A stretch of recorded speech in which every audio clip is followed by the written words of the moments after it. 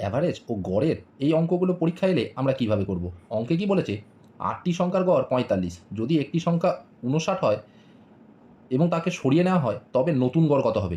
এর একটা ফর্মুলা আছে যেটা তোমাদেরকে আমি বলে দিই। ফর্মুলাটা হলো এক্সক্লুড অথবা include equal to old average plus minus increase or decrease into final member. শুধু আমরা ভ্যালুগুলোকে এবার পুট করব। দেখো এক্সক্লুড কত সরে গেছে 59, পুরনো অ্যাভারেজ কত ছিল 45, প্লাস মাইনাস অর্থাৎ এখানে অপশানগুলো দেখো কমের দিকে, অর্থাৎ কোনো একটা সংখ্যা বেরিয়ে গেলে আমাদের গড় কিন্তু কমে যাবে, অর্থাৎ এখানে ডিক্রিজের জন্য মাইনাস দিলাম। ডিক্রিজ ভ্যালুটা কত হবে সেটাই আমাদেরকে কিন্তু এখানে বার করতে হবে, অর্থাৎ ডি।